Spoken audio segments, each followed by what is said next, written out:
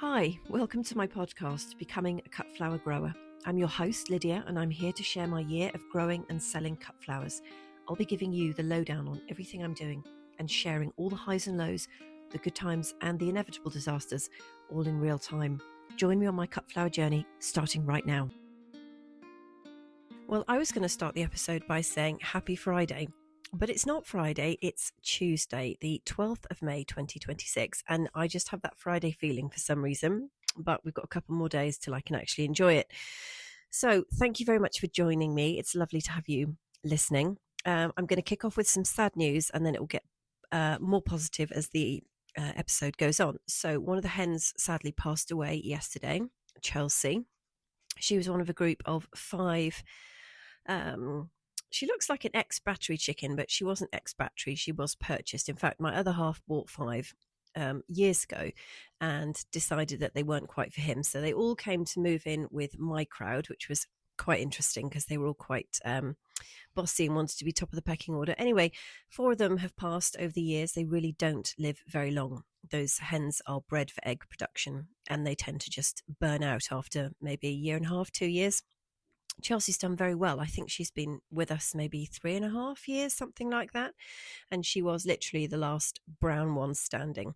And she wasn't well over the weekend. So I moved her into the meshed area with Goose and Molly. Molly's the really tiny one that can't be with a cockerel. And Goose has got half her backside hanging out after Mo ate half of it. So that's like, I call it the VIP area, but really it's just like the dodgy old bird section. And Chelsea moved into that for a couple of days. And you could tell she was not going to make it. There was nothing wrong with her. She was just old and dying. So she had a lovely quiet few days and she did eat for a while and then she stopped and then you kind of just know. So it's just a question of keeping them comfortable, really.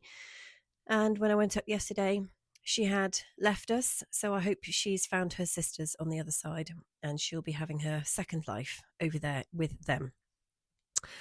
Now, I have been stuffing myself silly with asparagus all week. It is British asparagus season here in the UK and it's all in the shops and it's all fantastic. And I try and eat as much of it as I possibly can because I refuse to buy it at any other time of the year. So I've been making the most of it. I had a few attempts at growing my own asparagus years ago. I didn't buy them from a good supplier and they didn't make it. And I'm really kicking myself. So I would say to you now, if you are a fan of asparagus and you don't have your own, buy some, get them in the ground, because your future self will thank you enormously in 5 years' time when you've got a really great crop every May. Definitely something you have to wait a while for them to get going, but once they're going, they're amazing. And also, if you can hold off and not eat everything, which is very difficult, the fronds that come up are absolutely beautiful and make great cut flower foliage as well. Now, not a considerable amount of work has been done this weekend because, as you know, if you listen to Friday's episode, I was watching the horse trials from Badminton on the streaming thing on the internet all weekend, and it was really, really good.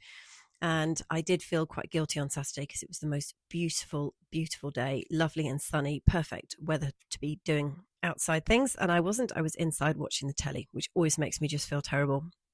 But the trials were really, really great. Now, it has been really cold this week. And in fact, we've had locally, well, in fact, across the UK, we've had frost. And I know many growers have been affected and some have lost a lot. Seedlings, dahlia shoots have been blackened. And it's been really quite rubbish for everybody. So I'm sorry if that's happened to you. I forgot to check the weather and I had no idea it was going to drop that cold. So I actually deserved to have some damage, and I'm pleased to say that I didn't have anything. And that is just due, I think, not to my gardening skills, but because I'm on a slope and the frost tends to just roll straight down the hill. So I managed to get away with it. But I know that lots of you may have been affected. But the thing about the sprouting dahlia bits is that they will blacken, die off, but the tuber will send up fresh shoots. So don't worry, your tubers won't have died. It just means you'll get flowers later on in the season, which is fine. It's just unfortunate. It is just a bit of a setback. I think we've got one more night of cold and then the overnight temperatures are not dropping that low at all. So that is great news. Even my dog has got a jumper on at the moment. I refuse to put the heating on So we both go to bed with jumpers, and she actually had one day with a jumper on all day. Now, speaking of dahlias, I have just bought myself some more dahlias. Like, don't tell any of my family or friends because they'll murder me, and I've got plenty already. But I had an email from Dahlia Beach, and if you're in the UK, you may well have heard about Dahlia Beach. Um, well worth Googling to have a look. They have a bright neon pink double-decker bus on their field, and I think once I read all the bumps, it's the largest pick-your-own dahlia in the UK now, which is pretty amazing. And they were having a sale on, so they order in loads of dahlias at the start of every season, plant them up, and then they do cut flowers all season, and then they sell the tubers off at the end of the year. But they clearly had an excess of stock in the spring, so they did a sale, and everything was, I think, I don't know, 30, 40 something % off. So I thought, well, I'll have a punt, and I've ordered them. And I have to say, I'm very impressed because I've only ever ordered from Halls of Heaven for my dahlias. All the rest I got from Richard Bailey, my dahlia mentor. And the Dahlia Beach ones come in this incredible box. I mean, the woman that does it, she's like got the marketing absolutely A1. You can't fault it. So you get a neon pink box with dahlias on the front. It's all beautifully packaged inside. There's a booklet telling you what to do, and it's all in very accessible, modern language. It's not old-fashioned. It's not old school in any way. It's slap bang up to date, and it's really, really cool to get it. She's really brought dahlias into the modern way of doing things. So I've got about half a dozen, and I only bought one of each type because I thought I'll just try these different ones and see which ones I like. So I've got things like Cornell Bronze. I bought one called Late, Late. That's how it's spelt, with full stops in between the letters, because I thought that's got to be mine because I'm late for everything. So I've got to have one like that. And I also bought myself a cafe au lait, which I used to have years ago before I knew what I was doing with dahlias. Not that I'm an expert. And it passed away, sadly, over the winter. So I thought I'll get myself another one. So I'm excited about those. So I'm going to get those guys in some pots, in some compost, and they can go out in the greenhouse and just get started there. So that was pretty exciting. Now, thank you for... Oh, hang on one second. Oh, here we go. Thank you for your comments about the last episode, which was all about managing when you are running a business by yourself and you don't have a huge support team, and all the different people that you would have if you were an elite athlete or an Olympic person, and how it really throws it, I think, into relief when you see how many support people some successful people have, even business people. I didn't get onto that. That's a whole other world. And how challenging it can be when you're doing things all by yourself. And I had some really, really lovely comments, especially one from Ali at Bank Farm Flowers. So thank you for sending those in. It clearly resonated with some of you. And maybe you were even rushing out to fleece your plants as well, or bring them inside. I mean, it's just one more thing that we have to do. And unless we have a team, we have to do all of that by ourselves. And also a shout out to everybody who brought their dahlias into the house, because somebody sent me a photo of their dahlias that had been brought in overnight, and they got to witness the look of horror on their partner's face. Now, I have been there because last winter or the winter before, I brought all my dahlias in, and it was absolute carnage. You literally couldn't walk across the living room floor for dahlias. And partners tend to take somewhat of a dim view of you cluttering up the living space with all of these plants. But, sometimes it just has to be done. And if you've done it, you'll know that look that they have on their faces. Now, today I've been, amongst a whole load of other stuff, I have been making hanging baskets for Isabel at Danesfield Nurseries, which is a local plant nursery to me. We do these incredible hanging baskets. It's the second year I've done it, and it's so much fun. And Isabel is incredibly generous, and she gave me a whole ton of free seedlings when I left my shift today, which is amazing. So she gave me some cornflowers, some statice, and some amaranthus. And what was very interesting is that she clearly sows very densely, like way more densely than I do. And it was fascinating to see how she'd done it. And she fills these trays, obviously absolutely chock full with seed. And I thought, I'm going to have to go and watch her next year and see exactly how she does this, because I've always been too nervous about just dumping a whole load of seed into a tray, thinking that they all get tangled and the roots get tangled and it's all just a bit of a mess. So I like to space mine out. And this could be where I'm going wrong, because although the greenhouse is well, it's chock full of seedlings. There is space for more. I possibly could have done more seedlings in less space if I'd utilized Isabel's technique. And when she was giving me these free seedlings, she just was just ripping clumps of them. I mean, in a nice, delicate way, but nevertheless tearing clumps, great big clumps off and just putting them in a tray for me to take home. And I thought, well, I wouldn't even be able to do that because mine aren't even touching each other. They're not even within a centimetre of each other. They're all like, spaced out and there are gaps between them. So I might need to rethink that next year. Now, tonight's topic, the main topic anyway, that I wanted to talk to you about is about goal setting. Now, before you just think, oh, that sounds really boring, I'm going to turn off, please don't, because it might be interesting. You never know. Now, I have talked to you before about my financial goals and why I wanted to have a financial goal. And I did have some questions saying, well, why would you even bother? Why do you even need to have a financial goal? You just get up, you just do it, and then you see what happened at the end of the year. And I didn't want to do that. I wanted to actually have a goal in mind and have a financial number that I was absolutely aiming for. And that helped me to decide how much bed space I actually needed and how many seedlings I wanted to grow, and therefore how many seeds I had to buy based on how many stems I needed to sell in order to hit that goal. So for me, it was super, super useful because I'm very new, as you know, still learning all of this. And I thought, if I don't have a goal, how on earth do I know what to aim for? I mean, yes, I could fill every single square meter of the plot with flowers, but how would I know if I'm going to make, £1,000, £10,000, £50,000? Like how would you know? So I thought, make a number and then everything else will fall back from that. But financial goals are just one type of goal that you can set. And I'd be really interested to know if you've given this any thought and if you actually set yourself goals at the beginning of the season or over the winter for the coming year. And the thing about these goals is that they really help. They certainly help me stop like drifting, because there are so many different tasks to do in this business. I'm learning far more than I actually realized they were. You can find yourself just on this sort of treadmill of never ending doing stuff. Like January, February is pretty quiet, but the rest of the year, there is always something to be doing. And it's possible for me anyway, to get quite bogged down in the minutiae details of it. I mean, when you think like there's a top level of everything you need to do, and then you can get really, really, really, really, really granular about it in, down to like the specific mix of your compost or the specific mix of your amendments, or, there are just so many tiny details that eventually you have to get a handle on and be able to do.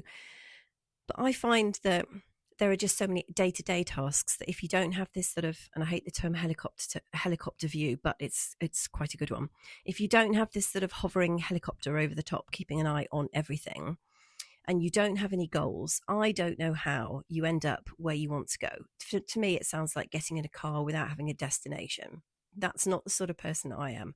Not only would I have a destination, but I'd know exactly which car park I'm going to be, which motorway I'm going to go on, and a backup route as well, just in case the motorway was busy. So that tells you something about my mindset. If it's not yours, then you're probably thinking this is all a load of rubbish and I'm going to turn off. But for me, it helps stop drift and it keeps me very focused on where I want to get to. And so the financial goals is the really, really big one. It's one that you could start with. And I've already said that I have set myself a number that I want to achieve by the end of 2026. And it is based on turnover at this stage in the growing. Because I'm so new, I feel confident that I can get all of the turnover numbers sorted. But because I'm still collecting a lot of data on my cost of production, I'm not yet au fait with what my profit figures may or may not look like. And obviously, if I keep making naughty purchases like dahlias, that's obviously going to affect my profit. So I'm working hard to reduce my cost of production figures, which of course feed into profit. So when I go into next year, I should have two numbers in my financial goals, one of which will be turnover and one of which will be profit. And you might want to, or you might not, depending on how you feel about it, you might have a monthly turnover target. You might break it down into a weekly target. You might have net profit targets. You might just say, I want to have a minimum of £100 for every order. You might break it down by square meter and say every square meter on my field has to earn me X amount of money, or the stem value has to be X, Y, and Z. Or you might have a goal of reducing your debts or paying off loans or anything. So there's lots of different ways of calculating your financial goals. It doesn't just have to be like, I want to make X by the end of this year. Now, the second one to have a think about is production and growing goals. So this could be things like, how consistent you are with your sowing, for example, what your germination success rate is like, how many beds that you have in full production, and how many maybe neglected corners you have, or beds that you never got around to put anything into, or that you never actually managed to get the weeds out of. You might have problems with crop failures, for example. So one of your goals might be to prevent crop failures. You might want to extend your season. So you might be someone that's kind of going to get some polytunnels, or just some low tunnels, hoop tunnels, or just even use fleece and things like that to try and start having cut flowers into production earlier in the season. And conversely, you might want to try and extend the season out into the autumn and in the run up to Christmas as well. You could have goals to say, I'm going to deadhead more often, or I'm going to cut more frequently. So one of my goals is to cut twice a week this year, so that A, I don't have to do any deadheading, and B, I can keep the freshest stems available all of the time. You might also have goals about, I'm going to clear that whole section of weeds, I'm going to get rid of all my perennial weeds, or I'm going to clear new beds. There's lots of things. So my goals were to sow a lot faster. And now, after I've seen how Isabel does it, I also need to learn how to sow differently as well. I wanted to have less time-consuming watering this year as well. So part of the way I've done that is having more perennials in the ground, although I will still be, actually, I'm not sure. It might be actually about a 50-50 split. No, I think it's probably going to be something like a 60-40 split, 40% annuals on the plot this year. But that was a move that I consciously made last year. And my other goal is to do autumn sowing for hardy annuals for 2027, so that I can get ahead of the game, because my cornflowers that are just in the field are literally about to flower, which is mental, because their cousins in the greenhouse just are looking hopeless. And there's lots of ways also of tracking all of these goals as well. So, and you don't have to set that many. You could just set a couple, and then monitor things like your crop losses or your percentage germination rate. See if you can make some improvements to that, because cumulatively over the years it will add up. Now, lifestyle goals is another one, and this is one maybe that I hadn't really given it an enormous amount of thought, because I love doing it so much. I'm quite happy to work evenings, weekends, constantly. And it's only when people start suggesting that I probably should go and see my friends, or go out on a date, or, do normal human adult things at the weekend, that I think, well, maybe I should cut back on this. But otherwise, left to my own devices, I'd just be up there doing stuff all of the time. So this very much, the lifestyle goals very much depends on your attitude to how much the business encroaches on your time. And at the beginning, it can be all consuming. I mean, if you don't put up some kind of boundaries, it absolutely will consume every waking moment. And even if you set up boundaries, these thoughts will still pop into your head at 2 a.m. like, is it actually freezing outside? Do I need to go out and cover something, or is it too late? Or you drive off somewhere in the car for the day, and suddenly the clouds part and this baking sunshine comes out, and you realize you left the greenhouse door closed. Or that could just be me. But there are things like that. So I think some people like to have their weekends kept for themselves.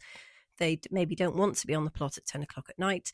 And so it's kind of important to have a think about these, I think, in the back of your mind, because if you're not careful, once the season starts rolling on, you can really, really get sucked into it. And if you don't want that to happen, or your family doesn't, and you can't get rid of them, then you may have to make some kind of rules about how much time you're going to spend up there. on the field. So my goals for this year were to minimize my stress levels, which I'm sort of doing, to be honest. I did worry a lot more about things last year. I'm less worried this year, and I'm a lot more flexible about the challenges that the weather is putting on us, because last year was such a shock to the system. My first year, and we had heat wave, droughts. It was absolutely mental. This year, I'm a lot more blasé about it. I'm like, whatever will come, and we can probably find a way around it, but we can't do anything about nature, so it's not worth stressing about it. My other goal is to find the time and the money for a week's summer holiday this year. If you listen to last year's episodes, you'll know I had a disastrous week in Cornwall in June, which I went, and it rained every day in Cornwall, and we had a heat wave here, and it was very stressful. And I had to pay somebody to water all my greenhouse seedlings, which was also very challenging because it was so incredibly hot. And so my other half and I took our actual summer holiday abroad in February this year. And I have promised him that we will not be doing that in 2026. We will actually take our summer holiday in the summer this year. And the other goal I had was to practice my bouquet making skills. So get that kind of creative element, because I love putting things together, but I want to be better at it. As you know, it's not my strong point. Now, the other goals that you could have that I am also have written down are skills goals. So this could be learning more about your soil, for example, or it could be taking better photographs of your product, or it could be doing better Instagram reels, or it could be growing longer stems or straighter stems, or, lots and lots of different things. And my goals include better bouquet making, podcast interviewing skills. Now, I spoke to Jo, my wedding and event florist, today. She rang me, and we have scheduled the interview for 2 weeks' time. So you definitely haven't missed it. We're going to be doing it. We're both very excited about that, and I hope you're going to love it. It's going to be great. But there are a couple of other people that I would love to have a conversation with on the podcast, and that is a skill that I need to work on as well, because I've not interviewed anybody. Now, also improve marketing skills, but I'm going to gloss over that one because marketing has just completely gone out the window because there's so much else going on, which I knew would happen. And Jenny Marks talked about it on my 6-figure flower farming business course that we did in December. And I just knew that if I didn't have the entire plan nailed by now, which I don't, it's going to get put on the back burner. So I'm not even going to mention that because that's just embarrassing. And the final one that I'd like to talk about is like a purpose goal. So it sounds a bit wishy-washy. What does it really mean? Well, it's kind of like, what do you want your purpose to be? What do you want to be known for? And if you're just at the very earliest stages of your growing, you might think, I just really need to focus on growing and selling, and it doesn't really matter what my purpose is. But I think it's important to have in the back of your mind the kind of business that you want to have, the kind of impact that you want to have. And if you want to make any kind of contribution to the whole world of cut flower growing. Now, my goals for this, I want to have a really strong reputation for being someone that my target audience actually wants to do business with. I want to be somebody that is reliable, that sells a great product at the right price, that makes collection or delivery really easy, and I can build a great relationship with my buyers, and they recommend me to other people. So that is the goal for me, to just have a really great relationship. And my other one is, of course, sharing my journey with you. And if you're a new grower, or you're just thinking about it, or it's something that's in the pipeline, you'd love to do it, I hope that hearing my story of how I do things inspires you to either start or at least keep going, because when you hear about all the mess ups that I make and the things that go wrong and the things that I don't know about, hopefully it'll make you think, well, I could do that. If Lydia can do that, I can do that. So those are my 2 goals for this year. And, ultimately the question is this: if you're only measuring your success by revenue, you could be missing a trick. And that's why I've had a good hard think about the other types of goals I want to have, so that in the event that I do not hit my revenue goal for this year, I'll be able to look down the list and say, well, actually, I have improved my podcast interviewing skills. I have encouraged lots of people to do X, Y, and Z. I've improved my sowing germination rates. You know what I mean? There are lots of other things that I can say, may have been a success, not just the revenue one, because that could be a bit of a kicker if I make a mess of this year and don't make any money. So I would encourage you to think about your goals in terms of not just financial, but in terms of your production and your growing, your lifestyle, your skills, and ultimately your purpose. It might help you to avoid drift, stay focused, and enjoy the process more, and be able to reflect back on it at the end of the year in a more, what's the right way of saying that? In a more reflective way, but in a way where it's not just about the numbers, but you also have something to reflect back on. And you can say, this was my goal for this year and I achieved it, even if all of the growing goes to the wall for whatever reason. So that's what I wanted to talk to you about today. I hope you find it interesting. Please don't hesitate to send me a message at any time if you have any questions or anything for the podcast. And please come back and join me on Friday for actual Friday's episode. That's it from me. All the best.